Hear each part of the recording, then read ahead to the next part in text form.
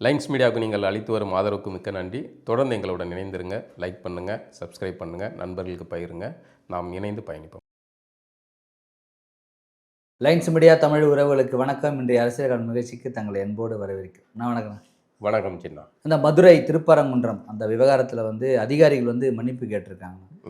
இதை எப்படி பார்க்குறீங்க?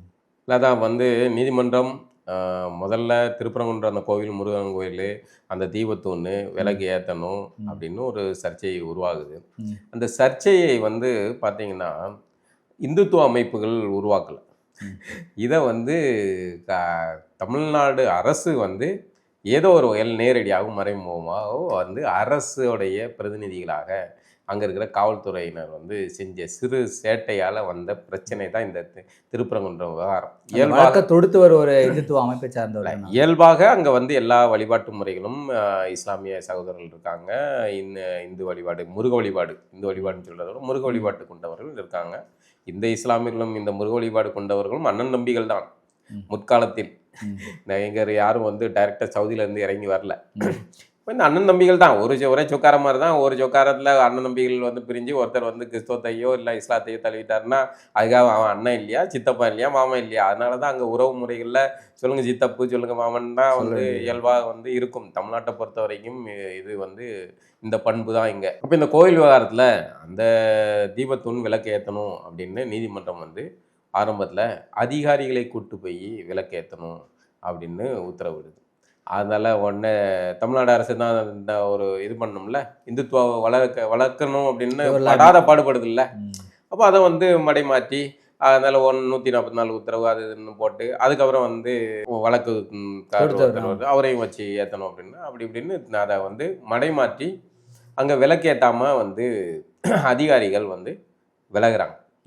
அதை ஆட்சியில் இருக்கவங்க தானே முடிவு பண்ணுறது. ஏன்னா இது ஒரு தனிநபர் வழக்கோ இல்லை வேற சாதாரண எந்த வழக்கு கிடையாது. ஒரு அரசியல் சார்ந்த வழக்காக மாறுது அல்லது மாற்றப்படுது. அப்போ நீதிமன்றம் இந்த விஷயத்தில் ஏற்றியாகணுங்கிறதுல உறுதியாக இருக்குது. அப்போ ஆனால் ஆட்சி நிர்வாகம் திராவிட மாடல் அரசு, அது இந்துத்துவத்துக்கு எதிரான அரசு அப்படின்னு சொல்லி ஒரு தோட்டத்தை உருவாக்கி மற்ற மக்களுடைய வாக்கு வங்கி அரசியலாக அது அரசியல் பண்ணுறாங்க. அதனால அவங்க அதிகாரிகளை அந்த நடவடிக்கையில் ஈடுபடக்கூடாதுங்கிற மாதிரி இல்லை. இப்போ நீதிமன்றத்தில் நீதிபதி என்ன சொன்னாலும் களத்தில் என்ன இருக்குன்னு சொல்றது அரசு அதிகாரிகளுக்கு தான் தெரியும், ஆட்சி அதிகாரத்துகளுக்கு தெரியும். சரி, இது ஒரு பிரச்சனையை உருவாக்கும், இவ்வளோ நாள் இல்லாமல் எதுக்கு இந்த பிரச்சனையை உருவாக்கணும், அதனால இதை தடுக்கலாம் அப்படின்ற முயற்சியில் அவங்க இருக்கிறதுக்கான வாய்ப்பு இல்லை. அதை முறையாக செய்யணும்ல. அதுக்கு தான் நீதிமன்றம் ஏன் செய்யலை அப்படின்னு கேட்டு அது நீதிமன்றம் அவமதிப்பு வழக்கு போடுது. மாவட்ட ஆட்சியர், காவல்துறை அதிகாரி, கோயில் அதிகாரிகள் உட்பட தொடர்புடையவர்களை எல்லாம் இழுத்துருக்காங்க. இன்னைக்கு அதில் தான் போய் இல்லை எங்களுக்கு அந்த உள்நோக்கம்லாம் இல்லை அப்படின்னு ஒரு மன்னிப்பு கேட்டிருக்காங்க. இது மன்னிப்பு கேட்டுட்டாவே இவங்க செய்தது தவறு அப்படின்னு. ஆமாம், தவறு தானே. இப்போ நீங்கள் மன்னிப்பு கேட்டால் எது நம்ம செஞ்சது தவறு அப்படிங்கிறத தான் மன்னிப்பு கேட்குறீங்க, உள்நோக்கம் இல்லைங்கிறீங்க. ஆட்சியில் இருக்கிறவர்களுக்கு ஒரு உள்நோக்கம் இருக்குது. அதுக்கு அதிகாரிகள் பலியாகிறாங்க. இப்போ அந்த அதிகாரிகள் மன்னிப்பு கேட்டது திமுக அரசு மன்னிப்பு கேட்டதுக்கு தான் சமம். நீதிமன்றத்திடம் திமுக அரசு மன்னிப்பு கேட்டது, மண்டியிட்டது. திருப்பரங்குன்ற விவகாரத்தில் திமுக அரசு மண்டியிட்டது. இதுதான் உண்மை. அது எல்லாத்தையும் விட ரொம்ப இயல்பாக கேட்குறாங்கல்ல இஸ்லாமிய சகோதரர்கள் யாருமே இதை எதிர்க்கல. ஏன்னா சமீபத்தில் கூட ஒரு நியா நானா நிகழ்ச்சி பார்த்தீங்கன்னா 2 வாரத்துக்கு முன்னாடி வந்தது, 1 வாரத்துக்கு முன்னாடி வந்தது. தமிழ்நாட்டில் எப்படி இந்த நம்மளுடைய மரபு வழிபாடு, முருக வழிபாடோ இல்லை இங்கே உள்ள வழிபாடு, சிவனி வழிபாடு கொண்டவர்களோ இஸ்லாமியர்களும் எப்படி அவ்வளோ ஆத்மார்த்தமாக இருக்காங்க அப்படிங்கிறத அந்த இது பார்த்தீங்கன்னா அவ்வளோ அற்புதமாக இருக்குது அந்த நிகழ்ச்சி. அந்த நிகழ்ச்சியே இந்த திருப்பரங்குன்ற விவகாரத்தில் தமிழ்நாட்டில் இந்துத்துவ அரசியல் சக்திகளும் திமுக மாதிரியான திராவிட குரூப்புகள் ஒரு பிளவை உண்டு பண்ணுறதுக்கு பண்ணாங்கல்ல அரசு. இந்த அரசியலுக்கு அது நேரடியாக பதில் சொல்கிற மாதிரி அந்த நிகழ்ச்சி அவ்வளோ. அந்த நிகழ்ச்சியில் கலந்துக்கிட்ட இஸ்லாமிய இந்துத்துவ மக்கள் அவங்க அனுபவங்களை சொல்லும்போது பரஸ்பரம் ஒருத்தருடைய வழிபாட்டு முறையை இன்னொருத்தங்க எவ்வளோ மதிக்கிறாங்க, அதுக்கு எவ்வளோ பங்களிப்பு செய்கிறாங்க அப்படிங்கிறதெல்லாம் சொல்கிறாங்க. ஒரு கோவில் வழிபாட்டுக்கு இஸ்லாமிய சகோதரர்கள் அவங்க சீர்வரிசை கொண்டு போய் கொடுக்குறாங்க. அதே மாதிரி மசூதிக்கான பங்களிப்பை இங்கே இருக்கிறவங்க போய் செய்கிறாங்க, கிறிஸ்தவர்களுடைய பங்களிப்பு செய்கிறாங்க. இதெல்லாம் நம்மளை சுற்றி இப்படி தான் இருக்கிறாங்க மனிதர்கள். இது ஒன்றுக்கு இல்லாத ஊரில் இது சுற்றிக்கிட்டு அலையும்ல புரண்டை எழுதிட்டு, அது மாதிரியான குரூப்புகள் தேர்தல் அரசியலுக்காக பண்ணுற அரசியலை வச்சுட்டு கள நிலவரத்தை நீங்கள் முடிவு பண்ணக்கூடாது. தமிழ்நாட்டை பொறுத்த வரைக்கும் எப்பவுமே இங்க வந்து மதம் சார்ந்த எந்த இதுவும் வராது. ஏன்னா இங்க எல்லாமே வந்து அவ்வளவு பாசத்தோட இருக்கிறவங்க. வடக்கெல்லாம் வந்து மத கலவரங்கள் வரலாம், ஆனா இங்க வராது. ஆனா இங்க என்ன நம்ம ஆளுங்கள்ட்ட சாதி கலவரம் வராது. இவன் அதுல வச்சுக்கி இருக்கான். இவனுக்கு எல்லாமே வந்து சாதி பிரச்சனையில இருக்கான். இவன் தமிழனா வந்து என்னைக்கு அவர் யார் என்ன சாதியாக இருந்தாலும் சரி, நான் தமிழனா நிற்கிறேன், யார் என்ன மதமாக இருந்தாலும் சரி, நான் தமிழனா நிற்கிறேன்னு ஒரு நிலை வரும்போது தமிழ்நாட்டில் எல்லாமே மாறும். இந்த திருப்பரங்குன்றம் விவகாரத்தில் முருகன் முப்பாட்டன் முருகனிடம் சரணடைந்த திமுக. நேற்று வந்து சரவணன், திமுகவை சேர்ந்த வழக்கறிஞர் சரவணன் வந்து ஒரு தனியார் தொலைக்காட்சியில் டிபேட் ஷோவில் பேசும்போது இந்த பராசக்தி படத்தை பற்றி கேட்குறாங்க. அதுக்கு எதிர்மொழியில் பேசுகிறது வந்து அதுக்கான ஒரு பதிலை கொடுத்தாரு. இவர் வந்து அதுக்கு பதிலடி கொடுக்க முடியாமல் அவர் எப்படி சிரிச்சாரோ அதே மாதிரி சிரிச்சு காட்டுந்து இப்போ மிகப்பெரிய நீங்க அதை சிரிப்பை பார்த்து பயந்துட்டீங்களா? ஆமாம், அவர் எதுக்கு சிரிச்சாருன்னே தெரியல. அவர் கேள்வி கேட்டார், அவர் பதில் சொன்னார். அதுக்கு எதிர்கருத்து வரும் நானும் பார்த்துட்டே இருக்கிறேன். ஆனால் கடைசி வரைக்கும் கருத்து வரல, சிரிப்பு தான் வந்தது. சிரிப்பும் கூட ஒரு இந்த சிரிப்பா இருந்தா கூட ரசிக்கலாம். அது கேவலமா இருக்கு. அதாவது திமுககாரங்களை பொறுத்த வரைக்கும் இந்த வடிவேலு காமெடியில் வர்ற மாதிரி சூனாப்பானா அந்த பஞ்சாயத்தை கலைச்சி விடுற மாதிரி எனக்கு என்னமோ உன் மேலே தான் சந்தேகம் இருக்க மாதிரி. அவங்க மேலே சந்தேகம் வருதுன்னா டக்குன்னு பஞ்சாயத்தை அதை இதுன்னு பேசி கலைச்சி விட்டுருவாங்க. எல்லா டிபேட் சொல்லியும் பாருங்க. அதனால கூட்டத்தை கலைச்சி விட்டு அந்த பஞ்சாயத்து இது பண்ணி பேச மாட்டேன்னு சொல்லிட்டு வெளியே ஓடிடுறது. எஸ்கே பாய் வெளியே போய் மாப்பிள்ள ஒரு 100 பேர் அனுப்பி விடுன்னு அங்கே ஒரு 10 பேரை திரட்டி அந்த வெளியே வா சண்டை வான்னு. எதுக்கு? ஒன்று தர்க்க ரீதியாக பேசணும்னா தர்க்க ரீதியாக பேசணும், அதுக்கு சரக்கோட போகணும். இன்றைய திமுகவினரிடம் அந்த சரக்கு கிடையாது. இவர்களை பொறுத்த வரைக்கும் ஆடலும் பாடலும் அழகிகளை கூட்டு வந்து மேடை நிகழ்ச்சி நடத்தி கூட்டத்தை சேர்க்கிற நிலையில தான் இன்றைய திமுக இருக்கு. அப்போ இதுதான் நடக்கும். இப்போ இங்கே லோக்கலில் வந்து பெண் டீம் பத்திரிகையாளர்கள் ஊடகவியலாளர் இருக்காங்க. அவர்கள் கேட்குறது ஐயா உங்களுக்கு வலிக்குதா அப்படிங்கிற மாதிரி கேட்பாங்க. இல்லை அப்படின்னு இவங்களும் பதில் சொல்லுவாங்க. இது இங்கே நடக்கும். டெல்லி நேஷனல் மீடியாவில் போனீங்கன்னா நேஷனலில் அவன் கேட்குறான் பராசக்தி படத்தில் எதுக்கு அந்த படம் வந்து என்ன இதுன்னா, ஆமாம் எங்கள் தமிழ் மொழி சார்ந்த ஒரு இதுன்னு. அப்போ யார் அதிகாரத்தில் இருந்தது? யார் அதிகாரம்? காங்கிரஸ். இப்போ யாரோட நீங்கள் அலைன்ஸில் இருக்கிறீங்க? காங்கிரஸ். அப்போ என்ன பதில் சொல்லணும்? தற்கரீதியான ஆமாம் அன்றைக்கு காங்கிரஸோட நிலைப்பாடு அப்படி இருந்தது, அதனால நாங்கள் வந்து இந்தி திணிப்புக்காக எதிர்த்து சண்டை போட்டோம் வச்சோம். அது வந்து அன்றைய நிலைப்பாடு. இன்றைக்கு நிலைப்பாடு காங்கிரஸ் மாறி இருக்கு, இல்லை மாறல. ஏதோ ஒன்று சொல்லணும்ல, தற்கரீதியாக பேசணும். ஏதாவது ஒன்று அது ஏற்றுக்கப்படுது ஏற்றுக்கல, அதெல்லாம் பார்வையாளர் முடிவு பண்ணட்டும். ஆனால் பதில் சொல்லணும்ல. அவன் கேட்டுட்டு சிரிக்காங்க, ஊரே சிரிக்கி காரி துப்புறாங்க. அது ஒரு தர்க்க ரீதியான உரையாடல். டிபேட் ஷோக்கு சரியான ஆட்களை பேசணும், தரவுகளோட பேசணும். இப்போ டெல்லிக்கு போய் என்ன நினைச்சிட்டு இருப்பாங்க, இங்கே லோக்கலில் பெண் டீம் மூலியமா நடக்கிற வீடியோ பார்க்கறது தான் ஆளுக்குது, நேஷனல் யாவும் பார்க்க போறான் யாருக்கும் தெரியாது அப்படின்னு இருந்திருக்கான வாய்ப்பு இருக்குல்ல. இருக்கலாம். அப்படி இல்லாம இவர்களுக்கு இப்படி ஆகும் அப்படின்னு தெரியல நினைக்கிறேன். அதை வந்து ஏதோ நம்ம அவங்கள கலாய்க்கிற மாதிரி நினைச்சு இவரு அப்படி சிரிச்சு இது பண்றாரு. ஆனால் அதில் வந்து அசிங்கமா இருக்கு. ஒரு தேசிய ஊடகத்தில் ஒரு ஆங்கில ஊடகத்தில் பேசுறீங்க, எவ்வளோ அழகா பாயிண்டா எடுத்து வைக்க வேண்டியது. ஆமா இன்னைக்கும் எங்களுடைய நிலைப்பாடு இதுதான் அப்படின்னு சொல்றதுக்கு உங்கள்கிட்ட சரக்கு இல்லை. இன்னைக்கும் நாங்கள் தமிழ் மொழியோட தான் நிற்கிறோம், எங்களுடைய தாய்மொழி இதுதான், வந்து இருமொழி கொள்கையோட தான் இருக்கிறோம், உறுதியாக இருக்கிறோம் அப்படின்னு பேச முடியல. ஏன்னா நீங்கள் நடத்த ஸ்கூலில் மும்மொழி கொள்கையை கொண்டு வந்துட்டீங்க, இந்தியை கொண்டு வந்துட்டீங்க. நீங்கள் இங்கே வந்து தமிழ்நாட்டில் இன்னொரு கூத்து, தமிழ்நாட்டில் வந்து படிக்கிற பெருமொழியினர் வந்து தமிழ் வழியில் தேர்வு எழுதாமல் கடந்து போகிறதுக்கான சூழலை உருவாக்குறீங்க. இப்படியான சிக்கலில் நீங்கள் இருக்கீங்க. தமிழை வந்து காங்கிரஸ்காரர் இருந்தப்போ கூட தமிழ் வாழ்ந்தது. இவர்கள் தமிழை வாழ வைக்கிறோம், இந்திய திணிப்புக்கு எதிராக பேசுகிறோன்ட்டு வந்த பிறகு இன்னைக்கு தமிழோட நிலை என்ன? தமிழை ஆங்கிலத்தில் எழுதி பேசி படிக்கிற நிலைக்கு ஒரு குடும்பத்தை சேர்ந்தவங்களை இருக்கிறாங்க. குடும்பத்தில் ஒரு செய்தி அனுப்பணும் அப்படின்னா தங்கிலீஷில் எழுதுறாங்க. இங்கே ஆங்கில எழுத்துக்களை வைத்து தமிழை எழுது. அப்போ என்ன நடக்கும்? அப்போ யார் தமிழை வாழ வச்சா? பள்ளிக்கூடங்களில் தமிழ் இல்லை, அரசு பள்ளி தான் இருந்துச்சு. அரசு பள்ளியும் ஆங்கில வழியை கொண்டு வந்து சேர்த்துட்டீங்க. அதுவும் கூட என்னோட நிலைப்பாடு என்னன்னா, உங்களால் வந்து முழுமையாக மாற்ற முடியாது, எல்லாத்தையும் தமிழ் கட்டாயமாக கொண்டு வரணும்னா இங்கே இருக்கிற தனியார் பள்ளி சிபிஎஸ்சி உட்பட எல்லா பள்ளிகளிலையும் தமிழ் கண்டிப்பாக கட்டாயமாக இருக்கணும் அப்படிங்கிற நிலைப்பாடு உங்களால் கொண்டு வர முடியலன்னா, தமிழ் வழியை கொண்டு வர முடியலன்னா அரசு பள்ளியும் விட்டுருங்க. அரசு பள்ளியில் வந்து வர்க்க ரீதியாக கீழ்நிலையில் இருக்கிற குழந்தைங்க தான் பெருவாரியாக படிக்கிறாங்க. அப்போ அவர்களுக்கு வந்து இந்த கல்விக் கொள்கை பொருந்தாதா? அவர்களுக்கு தேவையில்லையா? அப்போ தனியார் பள்ளி காசு இருக்கிறவங்க வந்து கூடுதலாக படிச்சுக்கலாம், அரசு பள்ளியில் இருக்கிறவங்க மட்டும் அப்படியே உங்களுடைய பாலிசி படி படிக்கணுமா? அப்படி நேர்ந்து விடப்பட்ட ஆடுகளா? பாலிசினா எல்லாருக்கும் பொதுவான பாலிசியாக தான் இருக்கும். சட்டம்னா பொதுவாக அதுக்கு தானே அந்த பாலிசியை கொண்டு வந்தது. ஆமாம், அப்படியான புதுசாக கொண்டு வந்தாதான் படிக்க முடியாதவங்க பணம் இருக்கிறவங்க அந்த பள்ளிக்கு போயிடுவான், ஒன்றும் இல்லாத அங்கே வந்துடுவான். இப்போ கரெக்டாக பிரிச்சு விட்டுடலாம். வர்க்க ரீதியா எல்லா சாதி ரீதியாக அளவுகளில் நம்ம பிரிச்சு விட்டுறலாம் அப்படிங்கிற நிலை தானே. இப்போ நீங்க சொல்ற மாதிரி இப்போ நம்ம வீட்டு பிள்ளைய தான் நம்ம வளர்க்க முடியும். அவங்களுக்கு இது வளர்ந்தா என்ன வளரனா என்ன கிடையாது. அவங்களுக்கு தமிழ் வளர்றத விட தங்கிலீஷ் வளர்றதான் தங்கிலீஷ் வளரணும். அவர்கள் திராவிட மொழியை தேடிக்கிட்டு இருக்காங்க. ஆமா, அதுதான் சொல்றேன். இப்போ இது நாளைக்கு கிளைம் பண்ணிக்கலாம் 10 வருஷம் கழிச்சு பிறகு இது ஆங்கிலத்துல இதுதான் நல்ல ஐடியா. இப்போ ஆங்கில எழுத்து தமிழ்ல சேர்த்து எழுதுறாங்கல்ல, இதுதான் வந்து திராவிட மொழி அப்படின்னு சொல்லிக்கலாம்ல.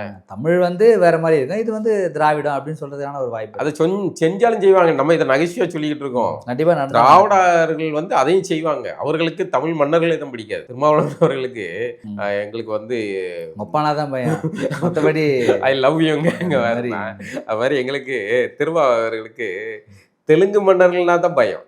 தமிழ் மன்னர்கள்னா அவர் போட்டு அடின்னு அடிப்பாரு. அவர்கள் வந்து சனாதனம் பிராமண அடிமைகள் அப்படி இப்படின்னு அள்ளி விடுறது.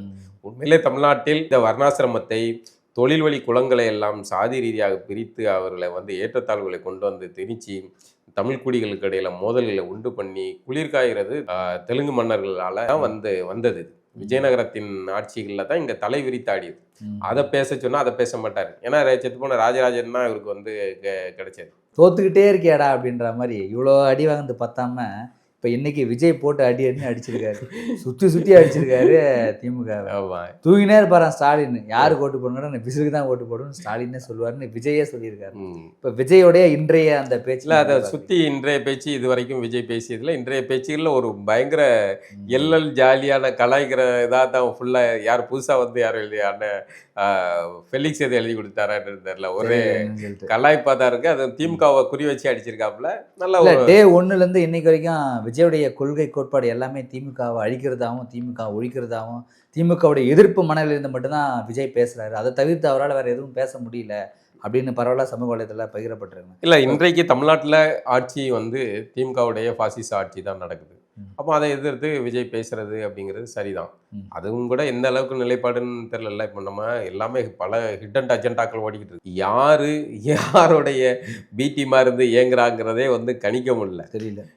திமுகவை அடிக்கிற மாதிரி அடிக்கிறாங்க, திமுக கூட டீல் பேசுகிற மாதிரி பேசுகிறாங்க, அதிமுக அடிக்கிற மாதிரி அடிக்கிறாங்க பேசுகிறாங்க அப்படின்னு பலதரப்பட்ட பேர்கள் மீது சந்தேகங்கள் வருது, எழுப்பப்படுது. அப்படிங்கும்போது புரியாத புதிர் இருக்கு. ஆனால் விஜய் இப்போ வரைக்கு பேசிக்கிட்டு இருக்காரு. சூழல் எல்லாம் வந்து விஜய்க்கு சாதகமாக இருக்கிற மாதிரி இருக்கு. அதெல்லாம் விஜய்க்கு சொன்ன அந்த குரல் பிரமாதமான ஒரு குரலாகவே அவர் எழுதிய ஒரு குரல் எழுதிய குரல். வள்ளுவரே கூட வந்து சந்தோஷப்பட்டு போல இருக்கு. பரவாயில்ல தம்பி, திமுக அடிக்கிறதுக்கு என்ன பயன்படுத்திருக்கேன்ட்டு. நல்லா இந்த மாதிரி விஜய் பேசுறது வந்து என்ன, புதுசா வரவங்க நீங்க கொள்கை பேசணும், கோட்பாடுகளை பேசணும், இளைஞர்களை அரசியல்படுத்தணும், இந்த மாதிரி நிறைய தமிழ்நாட்டில் செய்ய வேண்டிய செயல்கள் இருக்குது. அதெல்லாம் விட்டுட்டு எப்பயுமே திமுகவை பற்றி பேசுகிறதே ஒரு இதுவாக இருந்தால் எப்படி மக்களுக்கு வந்து அவர் மீது நம்பிக்கை வரும் அப்படின்னு கேட்குறாங்க. இல்லை, திமுக தானே ஆட்சியில் இருக்குது. அப்போ திமுக தானே எதிர்த்து பேச முடியும் தமிழ்நாட்டில். விஜய்க்கு வந்து சென்ட்ரலுக்கு போகணுன்னா சென்ட்ரலை பற்றி பேசுவார். அவர் இங்கே மாநிலத்தில் தானே ஆட்சியை பிடிக்கிற திட்டத்தில் இருக்கார். இப்போ அண்ணன் சீமான் வந்து எல்லாத்தையும் பேசுகிறாரு. ஆனால் திமுக தான் நமக்கு இங்கே முதன்மையான எதிரி. அப்போ அதிகாரத்தில் யார் இருக்காங்களோ, திமுகன்னு இல்லை, ஆட்சி அதிகாரத்தில் யார் இருக்காங்களோ அவர்களே தான் குறி வச்சு அடிக்க முடியும். அப்படிங்கும்போது விஜயோடைய இது வந்து சரியான நகர்வாக தான் இருக்குது. நமக்கு இது வந்து பார்க்குறோம்ல, அந்த அடிப்படையில் அதை சொல்கிறோம். நம்ம விஜய் வந்து ஒரு நடிகராக மீண்டும் தமிழ் இனத்தை ஆள்றதா அப்படிங்கிற வருத்தம் நமக்கு இருக்குது. மீண்டும் தமிழ் சமூகம் வந்து ஒரு நடிகன் பின்னாடி போய் சிக்கிறதா, அதுக்கு விஜய் பதில் சொல்கிறார். எம்ஜிஆர் கிட்ட இப்படியே சொன்னாங்க. எம்ஜிஆர் இருக்க வரைக்கும் வேற யாரும் ஆளவே முடியல, பகல் கனவே போயிடுச்சு அவங்களுக்கு. இல்லை, அதே தான் எனக்கும் சொல்கிறாங்க அப்படின்னு. இல்லை, அதான் அது எம்ஜிஆருடைய வெற்றி கொடுக்குற நம்பிக்கை விஜய்க்கு அதீதமான நம்பிக்கையாக இருக்குது. இன்னொன்று, அதுக்கு ஏற்றாப்புல தமிழ் சமூகம் வந்து இப்படியான மனநிலைக்கு தயாராக இருக்கிறாங்க அப்படிங்கிறதே நம்ம விஜய் சொல்லி குறைபட்டதுல ஒரு பிரோஜனமும் கிடையாது. நாம தான் செருப்பால் அடிக்கணும். நம்ம புத்தியை தான் செருப்பால் அடிக்கணும். நமக்கு சரியில்லை, நமக்கிட்ட ஒரு தெளிவு இல்லை. ஒரு நடிகனை நம்புகிறோமே அப்படிங்கிற தெளிவு நம்மகிட்ட இல்லை. இல்லைண்ணா, இப்போ நீங்கள் சொல்கிறது நம்மளை தான் இப்படி பண்ணணும்னு சொல்கிறீங்க. இப்போ நான் வந்து யாரை செலக்ட் பண்ணணும், யாரை நான் தேர்வு செய்யணும் அப்படின்றது எனக்கு தெரியும். இதுக்கு முன்னாடி ஆட்சி செய்த நீங்கள் ஒழுக்கமா இல்லைல்ல, நீ சரியா பண்ணல, எனக்கு கொடுக்குற சாய்ஸ் இவ்வளோ தானே இருக்குது. இந்த சாய்ஸ் வந்து ஒரு ஒருத்தர் எப்படி செலக்ட் பண்ண, கொதிக்கிற சட்டியில இருந்து இன்னொரு கொதிக்க போகிற சட்டிகளை கொதிக்கிறது சரியா இருக்க முடியுமா? நீங்க மனநிலை அப்படிதானே இல்லை, மனநிலையே அந்த மாதிரியான ஒரு தலைமுறையை உருவாக்கி இருக்காங்க அப்படிங்கிறதே ரொம்ப அதிர்ச்சியா இருக்குங்கிறேன். இது அப்படி உருவாக்கினா நீங்க கரெக்டா எனக்கு ஓட்டு போடுவீங்க. அதுதான் அப்போ திராவிட அரசோடைய இதே வந்து என்னன்னா, இந்த கலை குத்தாடிகள் இந்த வச்சு பண்றது, திரை மோகத்தை பயன்படுத்துறது, சாராய மோகத்தை பயன்படுத்துறது, இதுதான் அவர்களுடைய அரசியல். இளைஞர்களை அரசியல் மயப்படுத்துறதுக்கு ஒரு தமிழினத்தோடைய ஒரு இது வரணும், அரசியல் மாற்றமே வரணும். இங்க மொத்தமே கலையா முளைச்சிருக்கு. இந்த ஒரு 2-3 தலைமுறையா இதாவே இருக்கு. இப்போ பாருங்களேன், ஒரு மேடையில பேசுற ஒரு அம்மா வந்து நான் செத்தா வந்து என்னுடைய போட்டோ வச்சு என்ன போதீங்க அப்படின்னு சொல்றாங்க. என்ன அப்படி வந்து இது இருக்கு? அப்போ இப்படி இந்த 26ல ஒருத்தங்க பேசுறாங்க அப்படின்னா இது நல்ல ஆரோக்கியமான சமூகமா? அந்த கட்சியில இருக்கிற நீங்க ஆனா அரசியலுக்கு வந்துட்டாங்கன்றத உயர்த்தல. நிறைய பேர் சொல்றாங்க சின்ன சின்ன பசங்க அரசியல் பேச நினைச்சு பார்க்கல, விஜயால அரசியல் பேசுறாங்களா, இது ஒரு பெரிய மாற்றம் தானே, இது அதை வந்து தனிப்பட்ட முறையில் எப்படி சொல்லுமே, விஜய் வர்றது வரலங்கிறதுல அந்த பிடிக்கலங்கிறத விட்டுருங்க. விஜய் பின்னாடி இவ்வளோ இளைஞர் திரளாங்கல்ல, இந்த இளைஞர்களை அரசியல் மயப்படுத்தினாலே வந்து சிறப்பானதாக இருக்கும், தமிழ்நாட்டோட இது மாற்றம் வரும். ஆனா விஜய் எப்படி செய்ய மாட்டாருங்கிறேன். விஜய் அதை விஜய்க்கு தன்னை பார்க்குற ரசிக கூட்டம் இருந்தாலே போதுமானது. இவர்கள் அரசியல் மயப்படணும் அப்படிங்கலாம் விஜய்க்கு தேவையில்லை. அது யாருக்கு தேவைன்னா இந்த இடத்தை நிலத்தை சுத்தப்படுத்தி அதை பதப்படுத்தி நல்ல செழிப்பான வளமான பூமியாக மாற்றணும்னு நினைக்கிற விவசாயிக்கு தான் தேவை. ஆனால் விஜய்க்கு அது தேவைப்படும். அப்போ அது யார் செய்வா? விஜய்க்கு வந்து இந்த கூட்டம் இருக்கிறதே போதுமானதா இருக்கும். இப்போ எல்லாரும் என்ன சொல்றாங்க, வாக்களிக்கக்கூடிய வாக்காளர்கள்கிட்ட வந்து நமக்கு வாக்கு தான் தேவை, எப்படினாலும் இருக்கட்டும், வாக்கு வாங்கிட்டு அதிகாரத்து வந்ததுக்கு அப்புறம் அவரு சரிநிலைப்படுத்திட்டோம், அவரு நல்லதா ஆட்சி செய்யட்டும் அப்படின்ற ஒரு இது. விஜய் திமுக நம்ம இதுல நிகழ்ச்சியில சொல்றாரு வெளியே வர்றது இல்ல, அதெல்லாம் எல்லாம் கடந்து போறாரு. வெளியில வாங்க வரலன்னா உங்களோட பிரச்சனைக்கே நீங்க பேச மாட்டேங்கீங்களே, உங்க பிரச்சனைக்கே நீங்க பேசாதவங்க ஏன் பிரச்சனைக்கு எப்படி பேசுவீங்க? மக்களுடைய பிரச்சனைக்கு எப்படி பேசுவீங்க? நாங்க எல்லாம் வந்து பனையூர்ல வந்து உட்காந்துக்கிட்டு ஐயா இந்த ரஜினி படங்கள்லாம் வருவாங்கல்ல, எல்லாம் வந்து ஊரே இதாக வெள்ளக்காட்டில் அடிஞ்சா எல்லாரும் வந்து அரண்மனை வாசலுக்கு வந்து ஜமீன் இதுல போய் நிற்பாங்கல்ல, அது மாதிரி இவரு பனையூருக்கு வந்து எல்லாரும் நிற்கணுமா? இந்த கேள்வி ஜெயலலிதா கிட்ட கேட்டிருப்பாங்களா? போய் சொல்றது. ஆமா, எல்லாத்தையும் இதுக்கு உறுப்பு தானே, தேவ வழி வந்தவர்கள் தானே, திரைத்துறையில இருந்து வந்தவர்கள் தானே அவரும் பயன்படுத்துறாரு. அதுதான் அப்போ நம்ம இந்த ஒட்டுமொத்த ஸ்ட்ரக்சரையுமே இதையுமே மாற்ற வேண்டிய தேவை இருக்குங்கிற. அப்போ இந்த நிலைமை மொத்தமாவே பால்பட்டு போயிருக்கு, தமிழ்நாட்டோடைய நிலைமை பால்பட்டு போயிருக்கு, அது எல்லாமே வீழ்ச்சிக்குள்ளானதா இருக்கு. அப்போ மொத்த இதையும் சுத்தம் படுத்த வேண்டிய தேவை இருக்குல்ல, அது மாறதான் செய்யணும். இந்த பொதுக்கூட்டத்தில் பேசும்போது விஜய் எப்பயுமே யாரையாவது ஒருத்தர் வந்து ஏதாவது ஒன்று இழுத்துட்டு என்ன பேசிட்டு போயிடுவாரு. இன்னைக்கு ஏதாவது சீமானை பற்றி ஏதாவது பேசியிருக்காரா? இன்னைக்கு இல்லை, சீமானை பற்றி எதுவும் மறைமுகமாக கூட எதுவும் சொன்ன மாதிரி தெரில. ஏன்னா அண்ணன் சீமான் அவர்கள் கூட தம்பி தனி கட்சி ஆரம்பிச்சிருக்காரு, விஜய் பற்றி பேசாதீங்க அப்படின்னா நம்ம தனி கட்சி நம்ம கட்சியோடைய வளர்ச்சியை பற்றி பார்ப்போம் அப்படின்னு அவரு பேசி இது பண்ணிட்டாரு. இவ்வளோ நாள் சொல்லாத இன்னைக்கு ஏன் சொல்றாரு அப்படின்னு கேட்குறாங்க நிறைய பேர். இது இல்லை, அதுதான் அவங்களோட நோக்கம். அவரு ஒரு இதாகிடுச்சு, அங்கே ஒன்றும் அரசியல் மயப்பட்ட இது இல்லை, நம்மகிட்ட பேசுறதுக்கான தர்க்க ரீதியாக உரையாடுறதுக்கு அங்கே ஆட்கள் இல்லை. அவங்க வளர்ந்து ஒரு 15 ஆண்டுகள் ஆகும், அதுக்கப்புறம் பார்த்துக்கலாம். இப்போ நம்மளுடைய வளர்ச்சியை மட்டும் நம்ம பேசுவோம் அப்படின்னு இவர் சொல்லி அதை முடிச்சிருக்காரு. ஆனால் ஆரம்பிச்சு வச்சதே இவர் தான். அமைதியெல்லாம் நல்லா போயிட்டு இருந்துச்சு, நீங்க தான் வந்து ஆரம்பிச்சு வச்சீங்க விஜய் அடிக்கிறதுக்கு. முதல்ல விஜய் புகழ் பாட்டுனீங்க, விஜய் தம்பி வா வா வான்னு. இல்ல தம்பி நம்ம வீட்டுக்கு வருவான் அப்படின்னு பார்த்தேன். அம்மா இவரு அதீதமான கற்பனையோட வந்து தம்பி மீது கடவுளோட ஒரு பலம் தானே. இப்ப ஒரு வேளை இப்ப நம்ம சண்டைக்கு போறோம்னு வச்சுக்கோங்க, நமக்கு ஒரு பலமா இருக்குன்னு தான் நம்ம நினைக்கிறோம். அது வந்து சீமான் அவர்கள் வந்து நம்ப வைக்கப்பட்டு ஏமாற்றப்பட்டார். அந்த ஏமாற்றப்பட்ட விரக்தியில அடிக்கிறதுக்கு நம்ம 2 பேர் சேர்ந்தோம்னா இன்னும் நமக்கு ஒரு வலு சேரல அப்படின்னு. சரிதாங்க, அது வந்து கொஞ்சம் அளவாடா வச்சிருக்கணும்ல. பாஞ்சி தம்பிக்கு வாழ்த்துன்னு போட்டீங்க, தம்பி முதுகுல குத்திட்டு போயிட்டாப்ல. அப்போ அந்த ஆற்றாமையில வந்து அதுக்கப்புறம் கரூர் சம்பவத்துல வந்து பொங்குன்னு பொங்குனீங்க. அதுல வந்து விஜய்க்கு ஒன்றும் பெரிய நெகட்டிவா பொதுமக்கள்கிட்ட இல்ல, அது வந்து விஜய் பாதிக்கப்பட்டதாகத்தான் வந்து பிள்ளைகளும் குடும்பத்தை பறி கொடுத்தவங்க எல்லா குடும்பமே அப்படிதான் பேசுது. அப்போ அங்க ஒன்றும் எடுபடலை, அந்த சம்பவம் எடுபடலை. எல்லாருமே வந்து ஏன் வந்து விஜய் போட்டு அடிச்சுக்கிட்டு இருக்காரு? முதல் நிகழ்ச்சியில கரெக்டா இருந்தாரு, முதல் நிகழ்ச்சியில் விஜய் அவர் என்ன பண்ணுவார் அப்படின்னு போயிருந்தாரு. அதுக்கப்புறம் பார்த்தா விஜய் போட்டு அடிச்சாரு. அடிச்சதெல்லாம் இவரால் தம்பிமார்களும் சேர்ந்து அடிச்சாங்க. அப்புறம் அதுக்கப்புறம் இப்போ வந்து அண்ணன் வந்து டக்குன்னு ஸ்ட்ராட்டஜியை மாற்றி தம்பி விஜய் அவர் தனி கட்சி அப்படின்னு இப்போ அவரே வந்து தம்பிகளுக்கும் வந்து வகுப்படுத்திட்டு தனக்கும் ஒரு பாடத்தை எடுத்துக்கிட்டு இவர் ஆரம்பிச்சு வச்சாதானே அவன் தம்பிமார்களும் போவான் பின்னாடி. இவர் ஆரம்பிக்காம இருந்தா விஜய அடிக்க போறான். இவர் தம்பி வான்னப்போ யாராவது அடிச்சானா விஜய? இல்ல, இவரு அடிக்க ஆரம்பிச்ச பிறகு எல்லா பயிலும் பாஞ்சு அடிச்சான். அப்ப இப்ப இவரு தான் வந்து பிரச்சனை. அண்ணன் பிரச்சனை உங்ககிட்ட தான் இருக்குன்னு நீங்க தான் திறந்தணும். நீங்க தான் விஜய் ஓவரா பாராட்டினீங்க, ஓவரா அடிச்சீங்க, இப்போ நிறுத்தினீங்க. இப்போ நீங்க தான் நிறுத்தினீங்க, நீங்க நிறுத்தினா எல்லாம் சரியா போயிடும். அப்போ அதே மாதிரி விஜயும் வந்து அண்ணன் நிறுத்தினோடனே விஜய் நிறுத்தாப்லன்னு நினைக்கிறேன். இது அப்படியே சுமூகம் போனாலும் 2 பேர்ல யார் இது பண்ணாலும் சரி, திமுக ஆட்சியே திரும்ப இன்னொரு முறை வந்தால் அது தமிழ் இனத்துக்கு மிகப்பெரிய கேடாகி முடியும் அப்படிங்கிறது தான். மீண்டும் ஒரு நிகழ்வில் சந்திப்போம்னா. நன்றி.